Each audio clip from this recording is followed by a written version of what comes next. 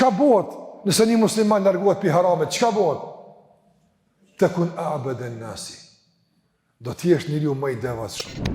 Të ndërozër, ti me të sinqert, cila do të ishte për neve joshje më atraktive në raport me këtë kërkesë profetike? Për shembull, sikur të kishte me thonë pejgamberi sallallahu alajhi wasallam, ruaju nga harami, asnjëherë nuk do të smuhesh. Do në që çmimi i largimit nga haram do të jetë shëndet i vazhdueshëm. A do të ishte inkurajim i fuqishëm që mu largu? Padyshim se po. Edhe është normale, njëri dën shëndetin. Domthon për neve shëndeti është një çmim të cilën realisht jemi në gjendje me e pagu me çka do koftë, veç mos me pas dhimbje. Në rregull, sikur të kishte më thonë pejgamberi sallallahu alajhi wasallam, largon nga harami,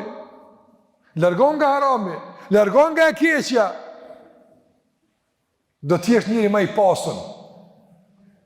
A do të ishte joshja? Padyshim se po. Interesante shumë. Mirë për subhanallah, kur përmenet devotshmëria, kur përmenet të shirë Rabi Allahu xhallahu ala, për njerëzit nuk është mjaftueshëm inkurajim. Jo është se mirë me koni devotshëm, mirë me koni musliman i mirë.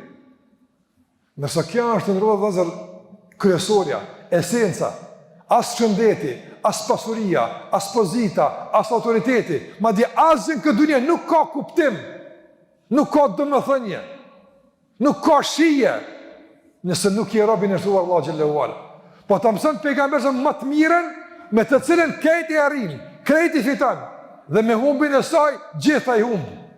Andaj sa herë të ftohemi, të thirremi, të ndërrozëm, që të ndjekim një rrugë që na shtjen në majet e devotshmërisë, na bën rob të sinqert Allahu xhallahu ala, duhet të jetë për neve thirrja më atraktive, më inkurajuese, më e rëndësishme që e kemi dëgjuar ndonjëherë.